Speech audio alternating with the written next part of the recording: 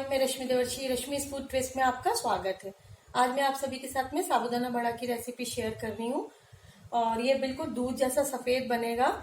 और ये मैं इसलिए रेसिपी शेयर कर रही हूँ कि जब हम पूना के साइड में जब हम जाते हैं तो वहाँ एक रेस्टोरेंट में जब ब्रेक लिया था तो ये साबूदाना बड़ा जब हमने ऑर्डर किया तो ये बिल्कुल दूध जैसा था, सफ़ेद एकदम।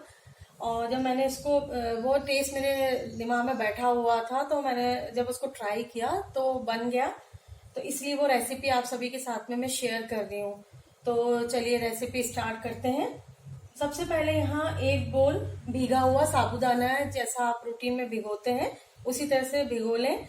और जब साबूदाना भिगो रहे हैं तो आप उसमें थोड़ा सा पानी छोड़ दें, तभी वो खिला खिला बनेगा, नहीं तो वो ड्राई हो जाएगा और कड़ा कड़ा सा लगेगा। तो एक बोल ये साबूदाना भीगा हुआ, और इसमें डाल रहे हैं हम सेंधा नमक। नमक आप टेस्ट के हिसाब से डाल सकते हैं, यहाँ आधी टीस्पून डाल रहे हैं। और ये है अरारोट का पाउडर, अरारोट का डालें इसमें 2 से 3 टीस्पून पहले डाल दें। सिर्फ हमें इसको अरारोट से बाइंड करना है बस, और कुछ नहीं करना है इसमें।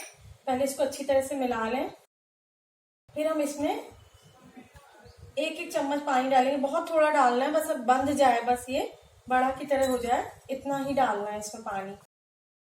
जरूरत पड़ेगी तो हम अरारोट और डालेंगे, जरूरत हो तो, वरना जैसे जितना है उतना ही काफी है इसमें। इसको बांधना है हमको डो की तरह। अभी भी खिला खिला है, इसमें पानी और जाएगा।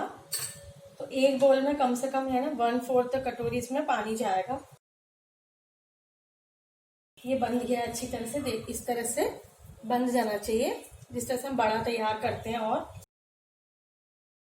अब इसके बड़ा तैयार कर लें। इसमें और कुछ नहीं जाएगा, बस इतनी ही चीजें डलेंगी इसमें, सिर्फ नमक, बस कोई मसाला नहीं। इस तरह से हमने सारे बड़े बना के रख लिए हैं, और आप अपनी पसंद से इसमें शेप ले सकते हैं। तो अब हम इसको फ्राई करेंगे। यहाँ मैंने तेल गरम होने के लिए रख दिया है। यदि आप घी में फ्राई करना चाहें तो आप घी में भी इसको फ्राई कर सकते हैं। तेल गरम हो चुका है, अब इसको हम फ्राई करते हैं।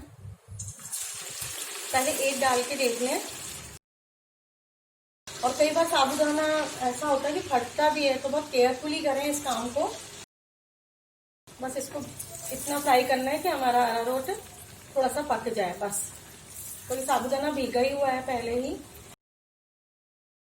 ये फ्राई हो चुके हैं, अब इनको हम निकाल लेते हैं। साबूदाना हमारा इसमें फूल गया है अच्छी तरह से, तो इसके मतलब है कि ये पक गए हैं।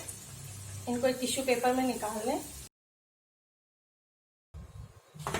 यहाँ सभी फ्राई कर लिए हैं जितने भी थे।